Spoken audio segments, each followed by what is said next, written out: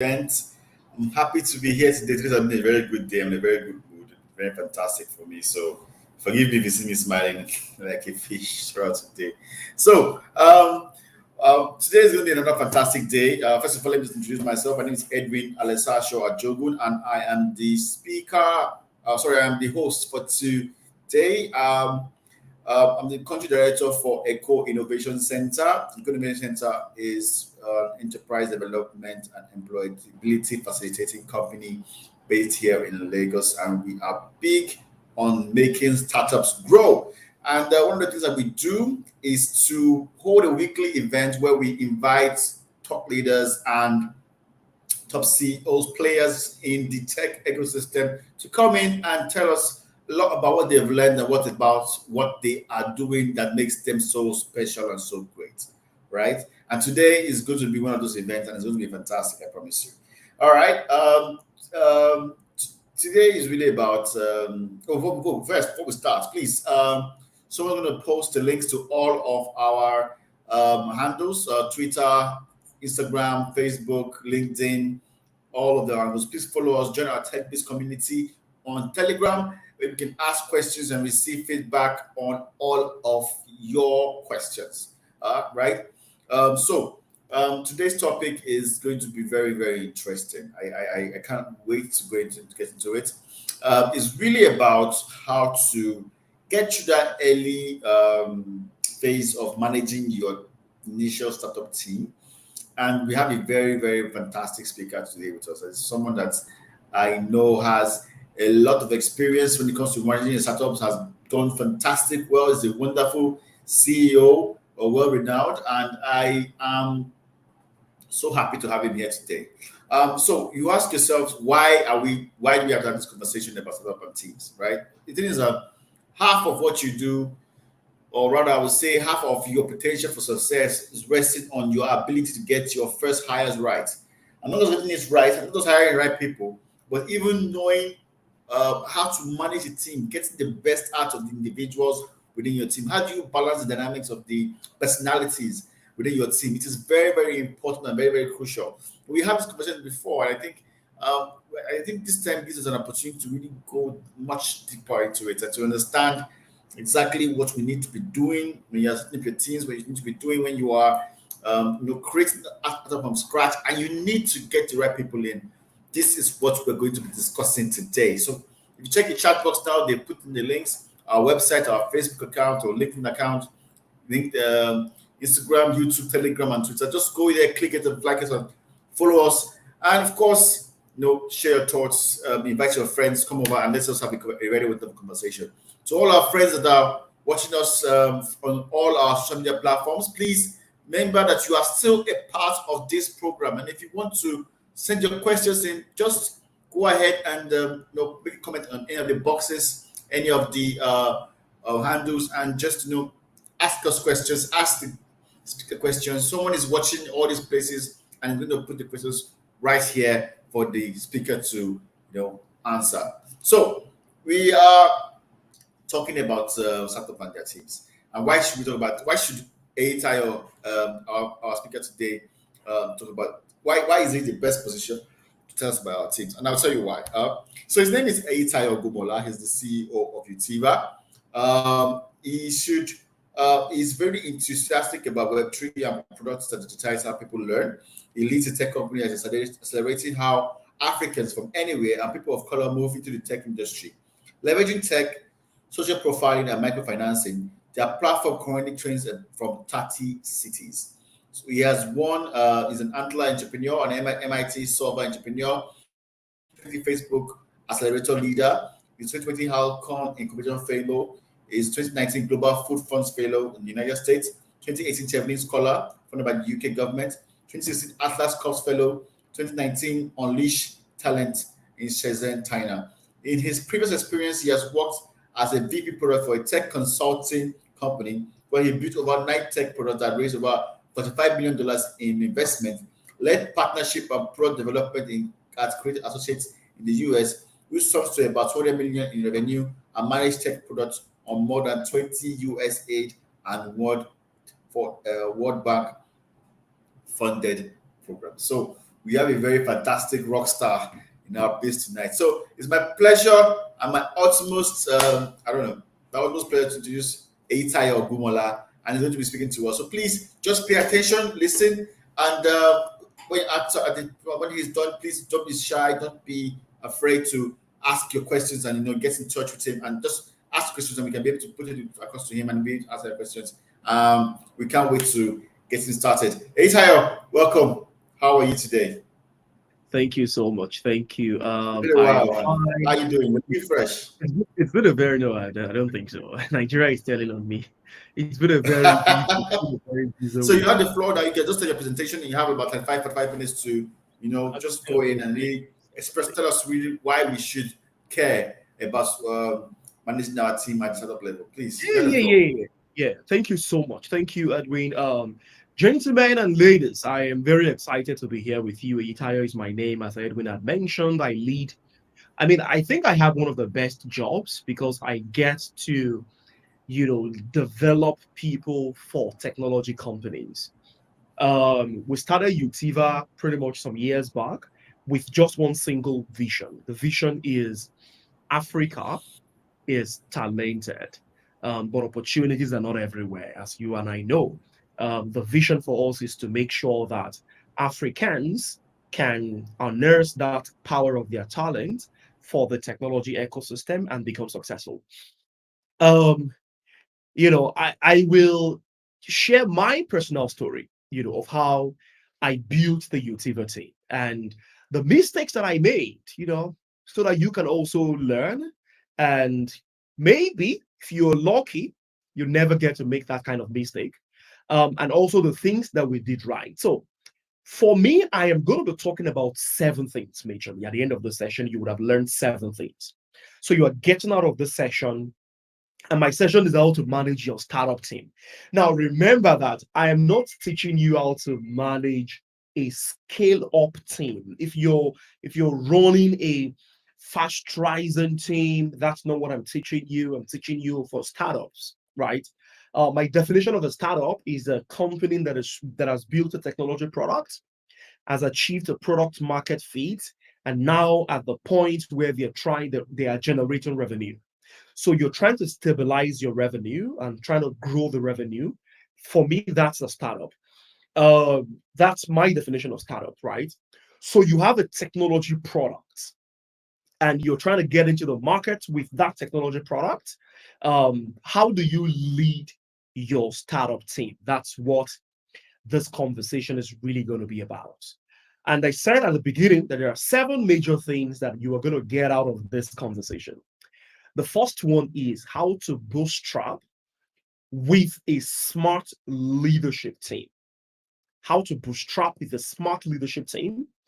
The second thing I'm going to be touching on is how to build a network, of great young, food soldiers. Especially if you think about it from this perspective, you need to take your product to market and you've achieved a product market fit. You need to get your product to market. How do you build a network of brilliant food soldiers that can help you, scale this market and this product in the market? The third thing I'm going to be talking about is how to also build a great sales team, right? Sales teams, there's literally nothing you can do without a sales team. For some people, many technology companies don't want to like position themselves as, oh, we are selling something. We are all selling something. So for some people, they call it growth team. How do you build a fantastic, energetic growth or sales team? That's another thing I'm going to talk about. Then, once you've achieved these first 3 things, right? A smart leadership team, a network of brilliant young people that are foot soldiers that can help you, to take that your product, to the market. For me, I call that the social networking principle. And then you have your sales and your growth thing, because whatever you're doing at the social networking level, you need to convert that into sales, right? You need to make money. Your money needs to come in. And then you need to make sure that the money is increasing. You're increasing your revenue, right? You cannot do that without expanding, without building a great sales team. And I'm not a big fan of increasing the number of your sales team as you increase your revenue. I think you need to grow hack in such a way that your revenue increases without you necessarily increasing your sales team. But we'll get there. The fourth thing I'm going to be talking about is building a structure around your leadership team that helps you consolidate your leadership team. Why? Because you as a CEO, your job will change. Once your revenue is growing, once your M on M is growing, your job as a chief executive would have to change. You need to go do other things, right? So you must consolidate your leadership team. Now, the fifth thing I'm going to be talking about is how do you incentivize beyond money? I mean, it's money, and that's where many of my friends in the tech ecosystem, will not like what I'm about to say. Why? Because it's very dicey. Many of the technology companies in the tech space incentivize with money. I see it happen. It's crazy. They say, oh, how much do you earn where you work? 500,000. I'm going to pay you 3 times because I just raised money. That's good, but that's not a sustainable way of running a business, right? Remember that maybe it's a tech company or not. A company is a company. There are fundamental principles. You might be a tech, you might be a non-tech. Business is business, and there's a fundamental business ideology. How do you incentivize beyond money? That's one of the things I'm also going to talk about. So, and then I will talk a little bit about the switch strategy. That for me is a crazy thing because I will get there. What is the switch strategy? And lastly, I will talk about babysitting versus real leadership. So you see that there's so much to talk about. And finally, we'll round up with emotional intelligence. Let's get started.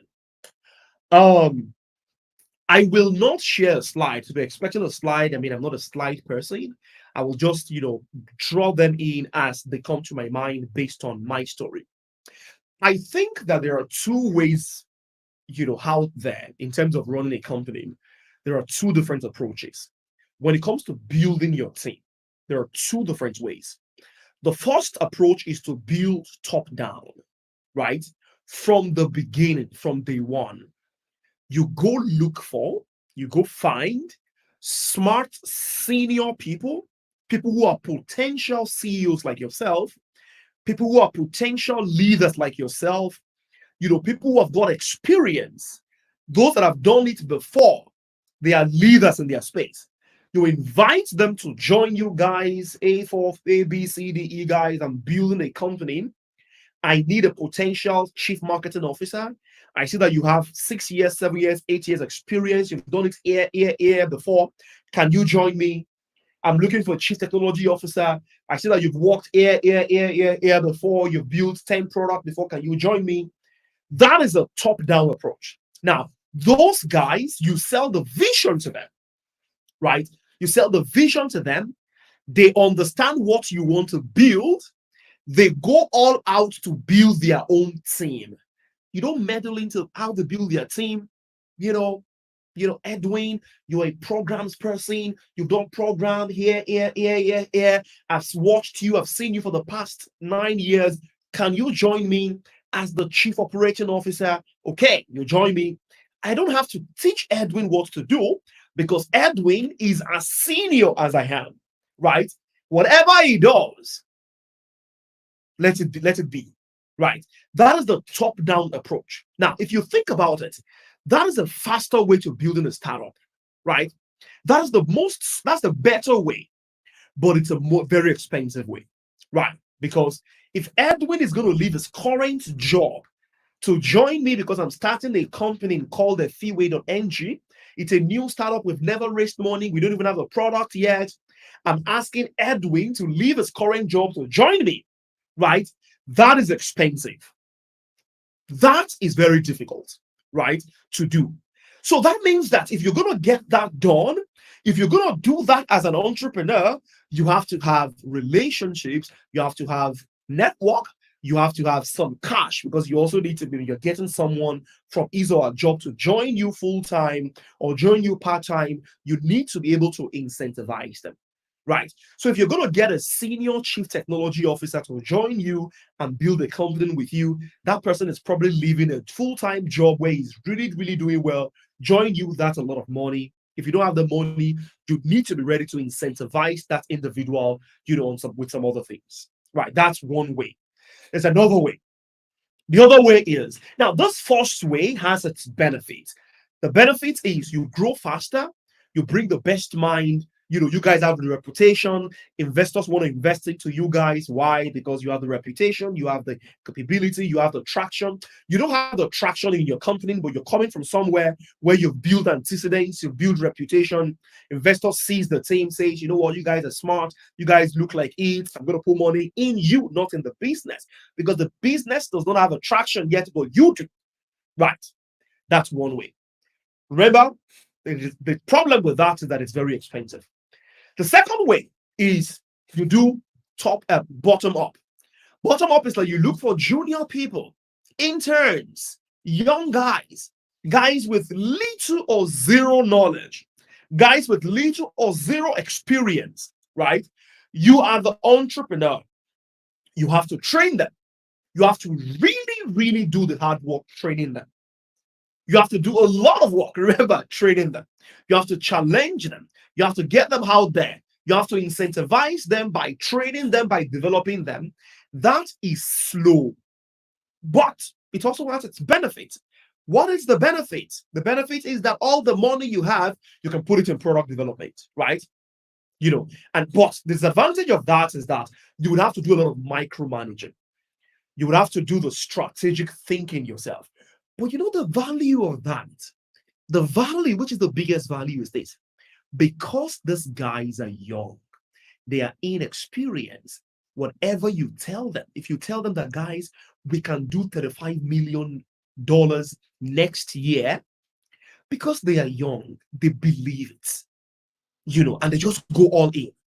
The problem with having senior people is that they know what failure looks like, they know what success looks like.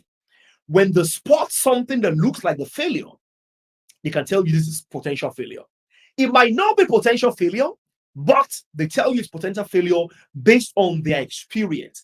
And experience is very dicey because experience can be a good pointer and it can also be a negative pointer. So in my experience leading a startup, I have been misled by people that are senior, because they came with all the experiences from other organizations, and then they said, Eyitayo, this is wrong, we shouldn't be doing this. Like, okay, we shouldn't.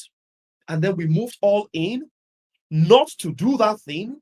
And then it turned out to be that thing, was supposed to be the major thing we're supposed to be doing. Do you understand what I mean? So what I'm saying is that you as the CEO, you would have to do a lot of judgment calling, right?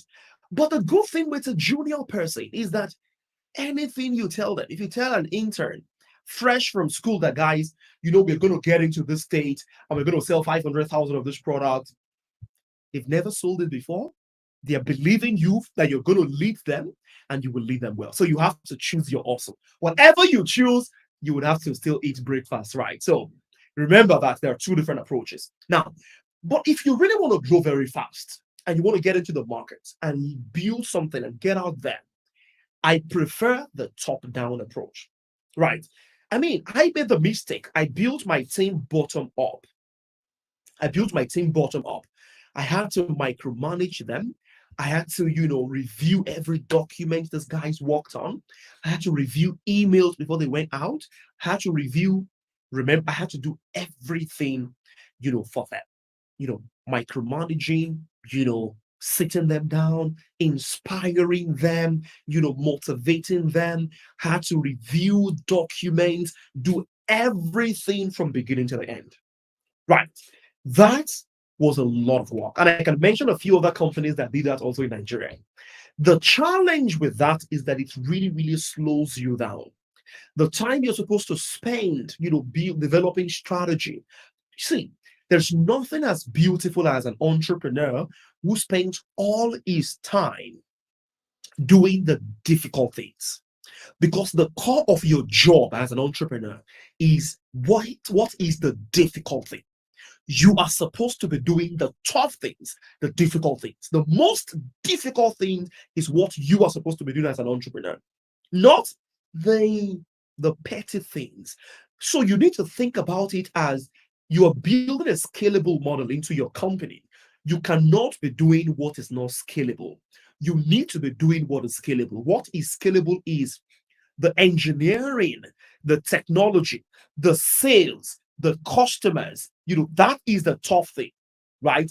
Not basic things like reviewing emails, reviewing contracts, designing stuffs. Those things are too manual. They're supposed to be done by other people. You are supposed to be thinking about where are the top 50 customers that we should be selling to. You're working with the sales team to get your product out there. So that's the first thing I wanted to share. How you construct your team from the beginning determines, how you move very fast.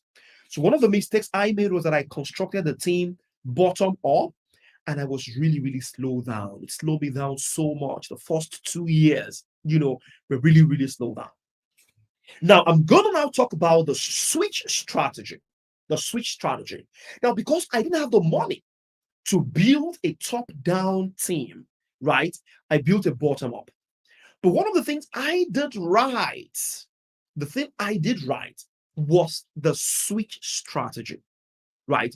The switch strategy was the second thing that I did right, right? Now, what is the switch strategy?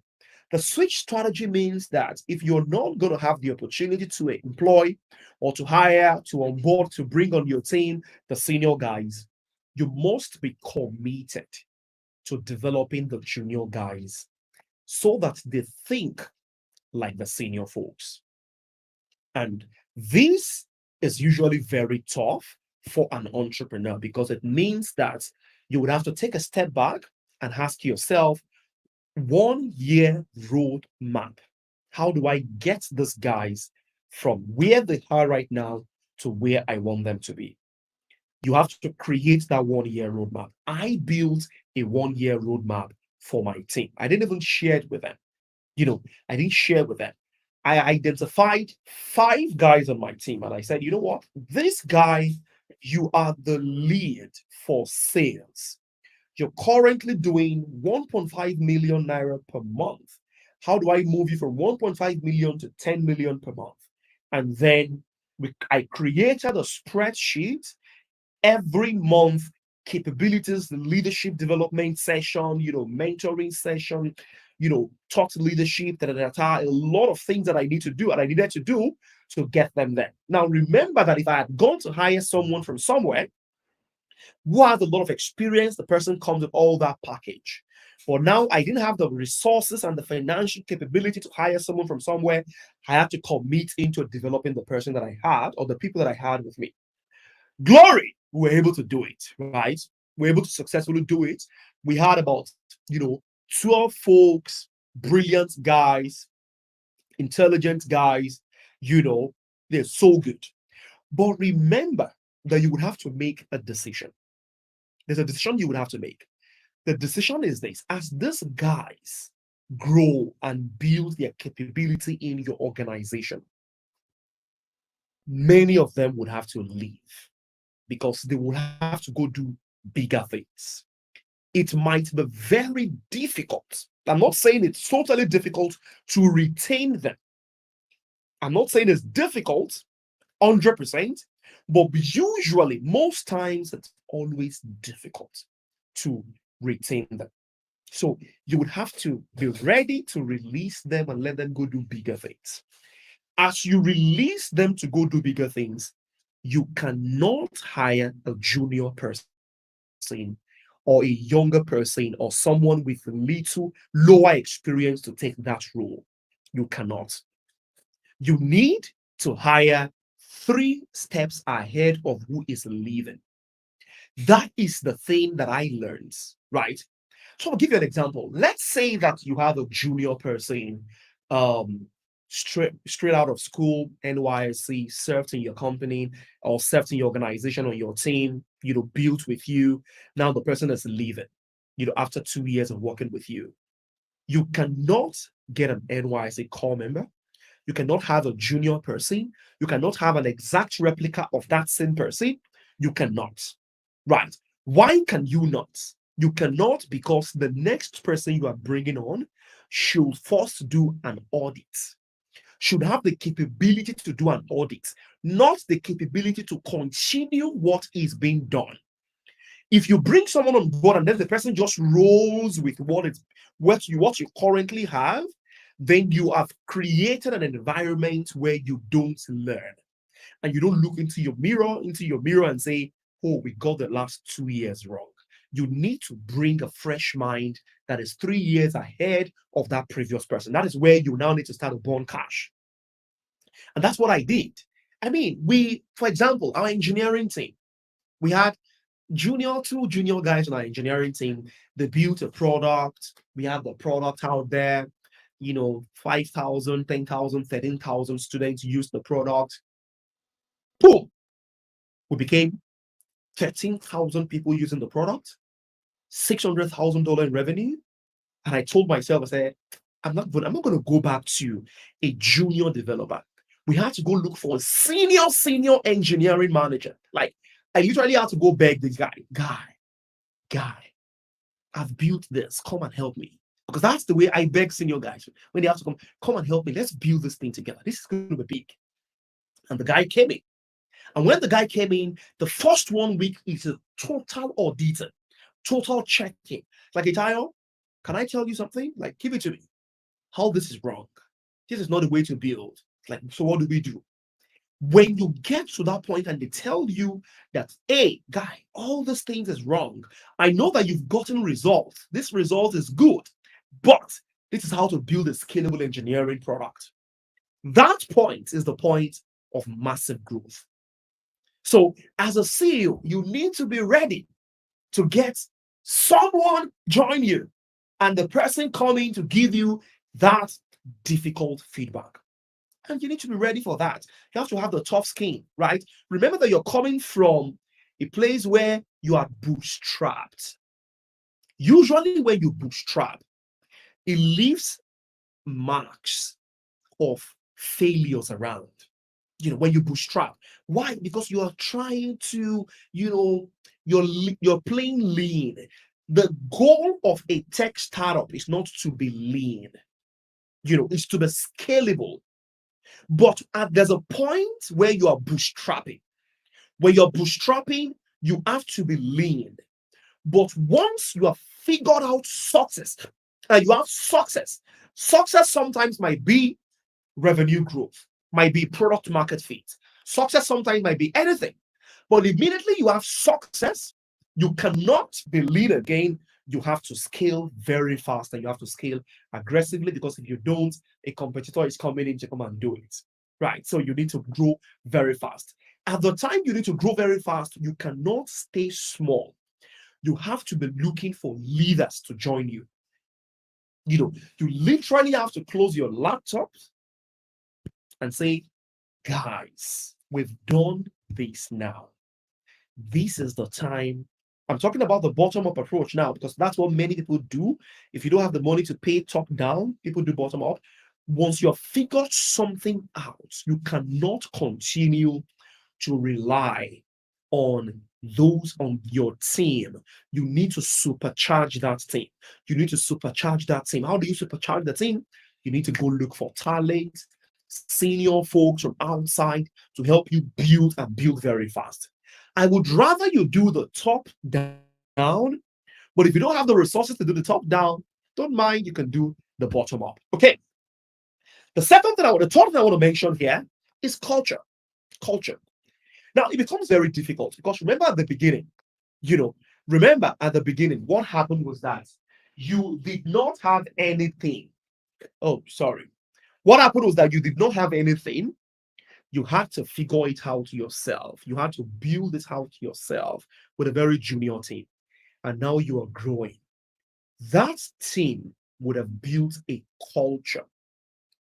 You would have built a culture. And culture does not mean good.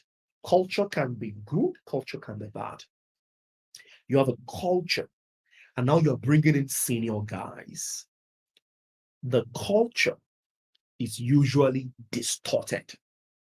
Usually, From my experience, the culture becomes distorted.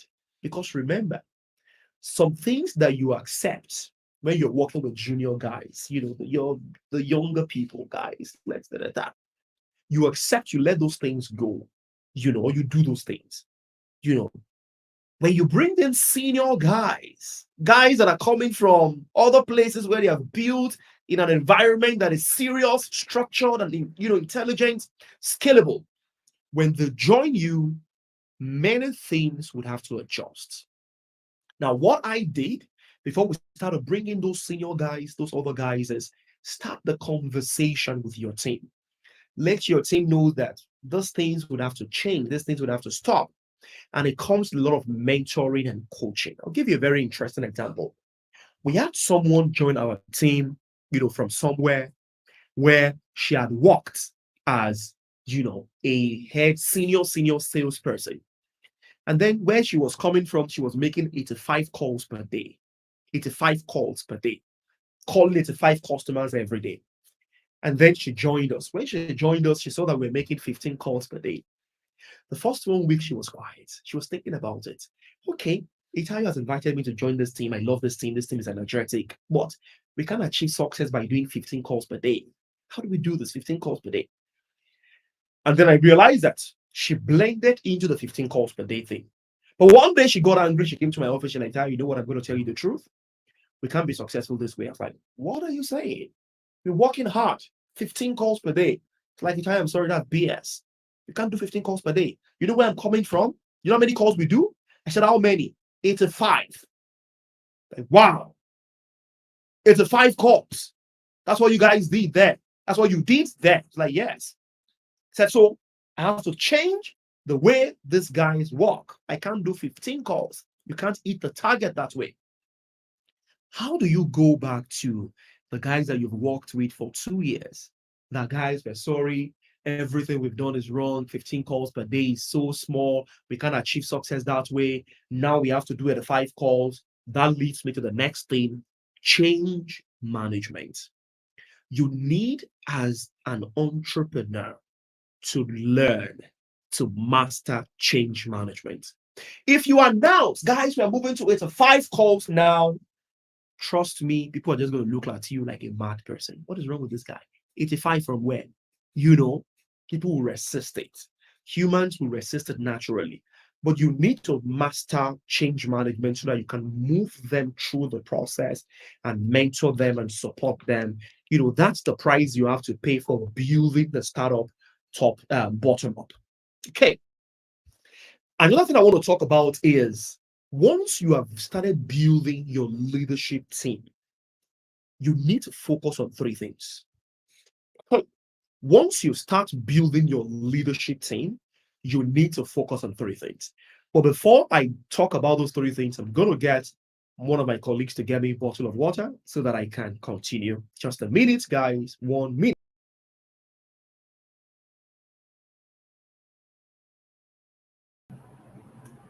Okay, why our esteemed speaker is getting his refreshment, because trust me, I understand it's not easy to speak continuously for almost 30 minutes. Yeah, so I think it's fantastic the way he has been carried this through, and I can see that from his experience, I like the fact that he's giving real life experiences and he's really showing, he's back. I was just saying that I like the way you are giving real time, real experiences from your own experience, and you have the experience from building Utiva from the ground up. And I like how you are telling the story from your own perspective. So please carry on. Absolutely. Absolutely. So, I mean, just like I was saying, right? As you now begin to grow, one thing that must be on your mind is, how do I consolidate this leadership team? You see, a startup is as good as its leadership team. Shikina. There is nothing to be added, nothing to be removed. Not the product, not the name of the company, not the money they raise, the leadership team. It is the leadership team that makes the CEO look good. The leadership team is so solid that everybody just likes the CEO, thinking that the CEO is smart. You know, three things that must be at the back of your mind when it comes to leadership team. Number one, you must never know more than the people on your leadership team. If you do know more than them, you're joking. You're building a baby. That's what you're building, a baby company. As a CEO, your job is to sit down and listen to your leadership team. And they tell you, you know what? We're going to spend $1.3 million on marketing this year. Thank you so much. This is what we're going to spend. Thank you, buddy. This is what we're going to spend on marketing. Your job is to ask tough questions. Now, I need to tell you that I'm not there. I'm consolidating my leadership team right now. I'm building a very strong, formidable leadership team. People who teach you. Let me give you a very interesting example. We wanted to hire engineers. So I spoke with our CTO, who is a senior, super senior, 19 years engineering. That's all he has done in his life, engineering. He resigned as head of engineering from a startup that has raised over $25 million and said, Eyitayo, I'm joining you. Like, whoa, this is big. Now the guy came and I told him, I said, guy, we need to hire one front end, one back end, one full stack. He said, Eyitayo, there's nothing like full stack. I don't believe in that thing. Who am I to argue? He said he doesn't believe in back end, full stack engineers. Your job. So my job is to ask him, why do you think so? I was like, I was like, guy, this is, I don't believe it. So now you're a front end guy, you're a back end guy, you have to be specialized. He said, Eyitayo, I'm not hiring a jack of all trades, I'm looking for specialists. So you see, your job ultimately, what success means is consolidating leadership team. That's success. That's the ultimate. That's where you're going towards. But there are three major things that helps you consolidate your success team, your leadership team. Three things that helps you consolidate your leadership team. Three things. Number one is these guys must know more than you. They must be specialists in the core of what they do. Operations person has to be a core operations person. A marketing person has to be a core marketing person. Right. A growth person has to be core growth person. Technology has to be core. And they must, as a matter of standard, be more intelligent than you in their core. You are the CEO, you might know more than them on general topics. But in their own area of expertise, you must never know more than them. If you know more than them, well, there's still a little bit of work to do. So when you're hiring for that role, when you're looking for people with that role, you need, as a CEO, other people might be asking them questions. What you're looking for is new knowledge. New knowledge. You're looking for, is this guy telling me something that I don't know? Is it telling me something that I don't know? We're looking for a head of marketing, someone to lead our marketing team. And this lady came, first presentation, I was shocked. New customer profiling that I've never seen before. I was like, is this what I have done for the past 2 years? That is how to build a leadership team. People who are good in their area of expertise. Number two is this. You need people on your team, or maybe you're not in need. You need to build your leadership team to be a family of people, people who are really, really ready to work together, and people who are ready to let you lead. That is important. I mean, I have fired people and I've hired people as CEO of Utiva. The best decision I've made when it comes to firing someone is someone who doesn't want me to lead. Because ultimately, if you are wrong and everyone rallies around you, that is positivity. Than when you are right and people just go around, the corner saying they don't want to do that thing. My team rallies around me even when I'm wrong. I tell my guys, I feel we should do something. And then they question it, we have back and forth arguments, discussing, and then they come back, I tell them, I say, guys, I think we should do it. And they say, okay.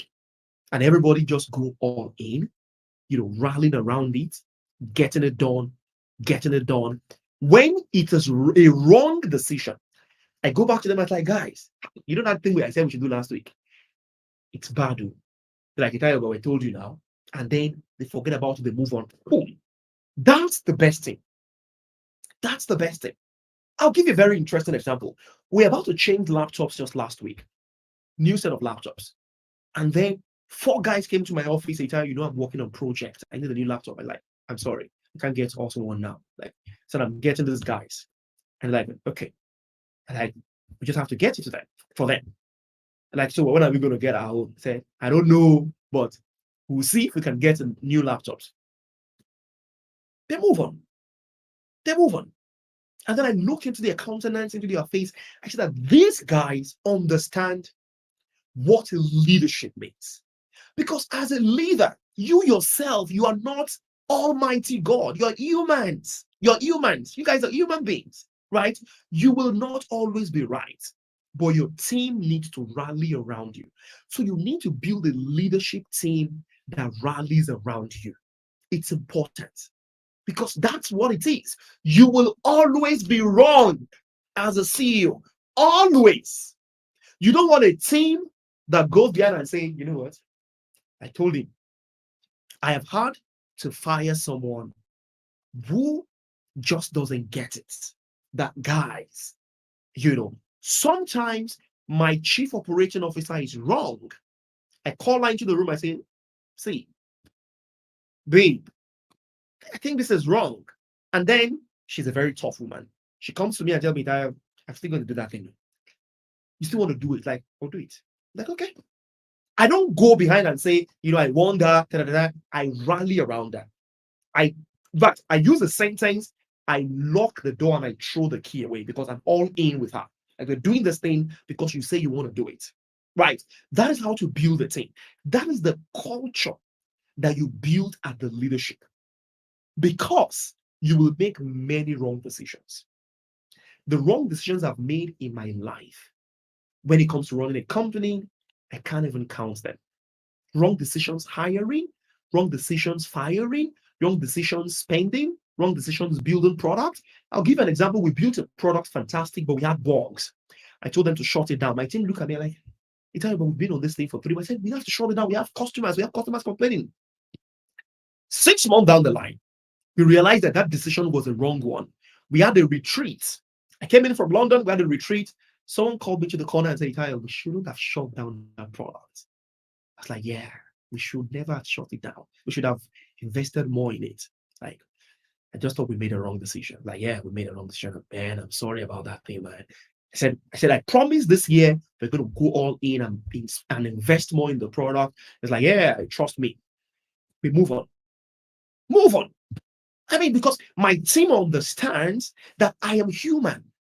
I don't have any supernatural power to know what the next 1 year is going to look like. So if it works, rally around it. If it doesn't work, we move on. That's the best team that gives you the best, results. So at the top, your top, you need to build that culture. Now, remember that if you get that right at the top, forget about the bottom. You won't have a struggle. You won't. I'm telling you right now, our office is a 16-room building, quite very big. Our security guy, is the one managing this office now. Because we had to let go of our facility manager. And immediately we let go of facility manager, the security guy just jumped into the role and started to manage the facility. And one day I called him, I was like, Sonny, you've been the one doing all this work. Okay, I have to do it though. That's the team you're looking for. How did he key into that vibe? He saw that vibe at the top. And then it was like, oh, this is the way we work here. This is the way we do things here, and key into it. That is a very important thing to notice. The third thing I'm going to mention is that you need to understand the Maslow hierarchy of needs. You cannot incentivize people alone with money. It's not enough. If salary is what keeps your guys going on your team, well, remember that someone will pay them more. Someone will pay them more. People will leave you because of extra 30,000 naira. I learned that the year I started Utiva. My first operations person, she's a lady, we're paying, I think, 50,000. It's very small. We're just a team of 3 people. I was paying her 50,000. We're just starting. She left for a job of 55,000 because of 5,000 extra. People will leave you for what you think is peanuts. I was frustrated. I was like, 5,000. 5,000. That was why you left. Who is at fault? I am.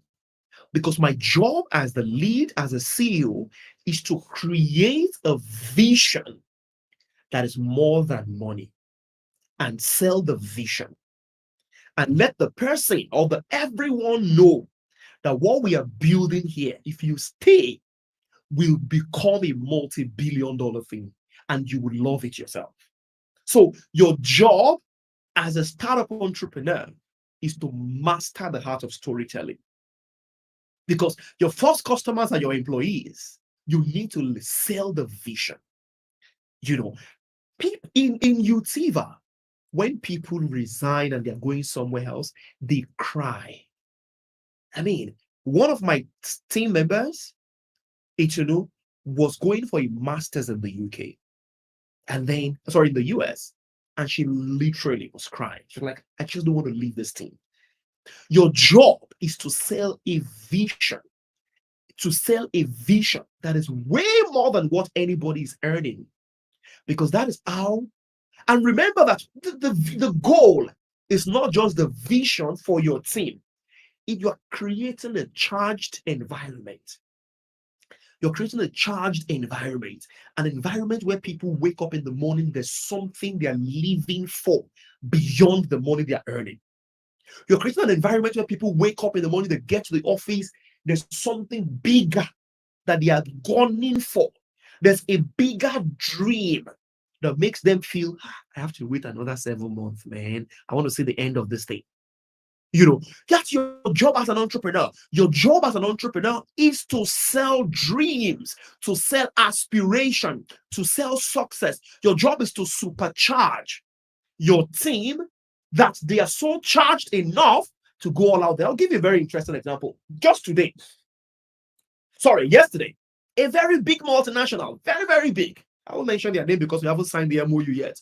So that Edwin will not go and collect my big customer. Let me not mention the name. Very big multinational. Big one. Just signed a contract with us. Just send us an email and say, hey, congratulations, guys. We're working with you guys for 2 years. And I dropped it on the team WhatsApp group. We're like, oh, so 3 people. And how many more minutes do I have? No, you have keep on going. Okay. I'm enjoying your conversation, so please, I'm not. I didn't listen to them as going. Good. So when I dropped the good news on our chat, because we're on one WhatsApp group that we call the Beast, I dropped it on our chat room. Guess what happened? Everybody started saying, congratulations, guys. My growth team were very, very angry at me because I had congratulated the operations and partnership team. I didn't congratulate them. So they said, Eyitayo, but we worked on the brochure, we worked on the document. Like, oh yeah, that's true, guys. Thank you, congratulations. Immediately, I had to call 5 of the guys on my team on WhatsApp. Immediately. I was like, guys, think about think about the contract we just got. I said, this year we're going to get 400 of that. I said, this year. I said, we're going to get 400 of those kind of contracts. Like, oh. I said, yes. I said, because we've gotten this one. This is A, B, C, D. You guys need to do. You guys need to go and tell the story so that we can leverage that story to get others. That's number one. And threaten our competitors like Eco Innovation. So like Eco Innovation will be like, Utiva, and then they will go and like, hey, no. So that's what we need to do.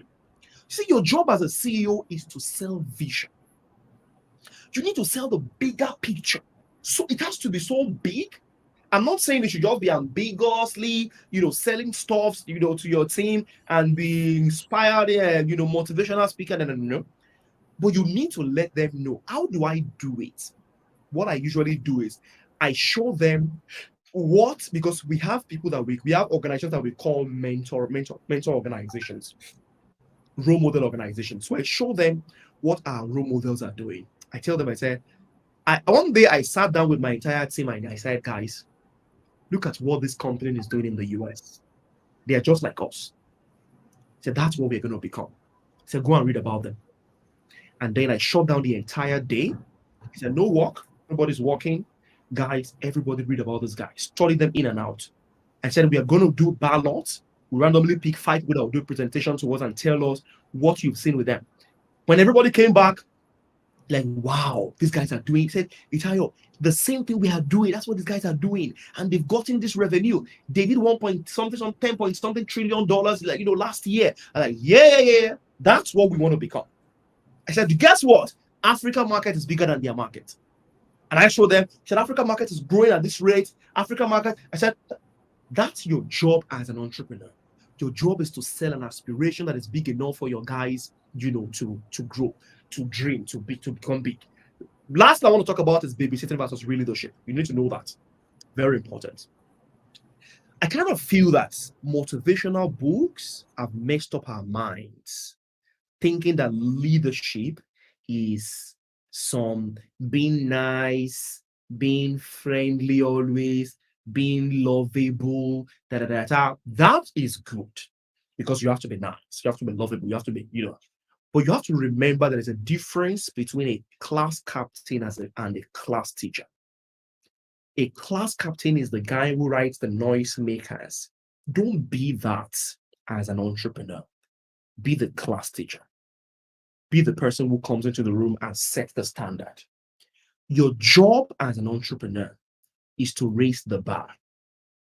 Raise the bar in terms of vision. Raise the bar in terms of, excellence and standards. That is your job. Your job is to raise the bar. So I can go on and on, to talk about this. But your job as an entrepreneur is to always raise the bar for excellence.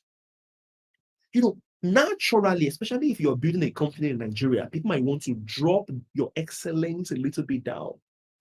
Like coming late to meetings, coming late to the office, not dressing so well, speaking vernacular, not doing the things they're supposed to, not adhering to deliverable standards, sending an email with your mobile phone without a signature, those kind of things, or using UR instead of YOUR, not using an apostrophe the right time they're supposed to use it. Those things, the Nigerian vibe might want to give you that, but you can't accept those things.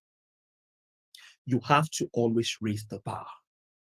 Now, at the beginning of your startup, you have to be crazy about excellence. Guys, I need excellence, excellence, excellence.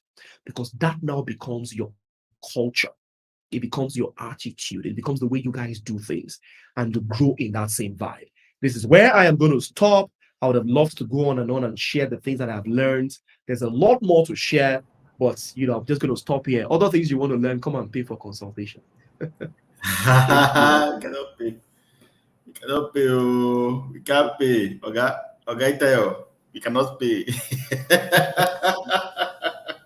Thank you so much, Eyitayo. You've been very fantastic. Thank you so much for your very in-depth and very well-crafted, lecture here. We really, really thank you for giving us the time. So to ask you a few questions. In your opinion, what's the biggest challenge? And just like 1 minute, because time is really going, and we need to close as quickly as possible. In like 1 minute, what do you think is your biggest challenge in, your first set of employees? What is your biggest challenge in managing them? I think the biggest challenge is, because they are junior guys. For me, they were junior guys. It's demanding excellence from people that don't have it, you know, Mm, because they had not gone through an environment that drill them to have the capacity to deliver excellently. you know, I had to be the role model for excellent standard. That was the biggest challenge. If I had to build Utiva again, considering that when I started Utiva, the only money I had on me was 55,000 naira. If I had to build Utiva again now with the kind of cash that we have right now, I would just hire 10 of you upfront. And I don't have to sleep and think about excellence because you're coming from a very big technology company like a core innovation. You're bringing all the excellence vibe, and all the excellent standard. You're bringing it to Utiva. That's what I would do if I had to do it again. So the biggest challenge was creating an excellent environment mm. for people who were just very junior. You It need was a very structures, very basically. That structure at the yeah beginning. Especially when yeah there's no well-defined roles. Everybody's just the idea at that particular point is just to get things done, right? yes and No, there's yeah no. It's difficult to say, oh, which is something I've noticed amongst small teams, right? There's no head of HR, head of admin, head of this. Everybody just get things done at that particular point in time, and it's usually very difficult to put a structure when you are so nimble and things are moving exactly so fast and you really need to make absolutely. decisions as quickly as possible. So yeah, I get what you're saying. That's like for me, yeah, it's really very, really very, very difficult. All right, thank you so much. I don't know if anybody else has a question from all our platforms. If you have a question for Mr. Eyitayo, can you please just type the question and just send it in for us, please, so someone can be able to can read it out for him to answer. Then while we're waiting for that to happen, can I just ask you one more question? So um, if you are able to, like, what's one advice you wish you could? I mean, you've already spoken about, challenges you've faced. But what's the one advice if you could look back in time and see you, um, uh, uh, when you were just starting at Utiva, when it comes to your team and you're figuring out your business model and so on and so forth, what's the one advice you would tell yourself that you didn't get to hear? You mean advice when it comes to leading a team, right? Yeah, yeah. Leading a Okay. team, but generally Oh, just things you felt like you could have done right with regards to people that you didn't do right, or things that oh you could yeah. have done you did and that was fantastic and you didn't know how good it was until now. Yeah. I mean, one thing that I did right was, getting to know the team beyond just work environment. Okay. That's one of the things that that I did right. I mean, because Mhm. the more you know people, the more you know what really drives them. You know, you know what motivates them. You know what it can be an incentive for them. You know, that for me was a major game changer. That was how I built a team that is so solid that delivered results and was very excellent. Mm. What I did wrong, was relying so much on that very junior team and not supercharging that team very early with senior people. Mm. I mean, the 6th month of starting Utiva, I would have just brought in maybe another person, senior, at least up to my level, head of growth, and then he can now begin to build his growth team himself. That's what I did wrong. We were around for like almost 2 years before we started to think of senior people. I mean, money was a major constraint, financing was a major constraint, but then, I mean, it's what it is. Mm. Awesome. Thank you so much.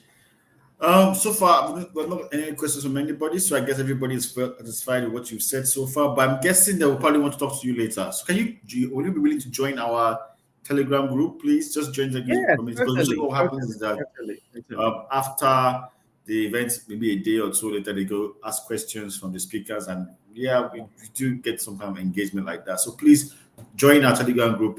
Make sure you are there, you're active, and we can be able to Yeah, meet um, absolutely. fellow guys like you who are really, really interested in knowing what you know. Okay, so thank you so much for your time, Mr. Eyitayo. I really, really loved listening to you.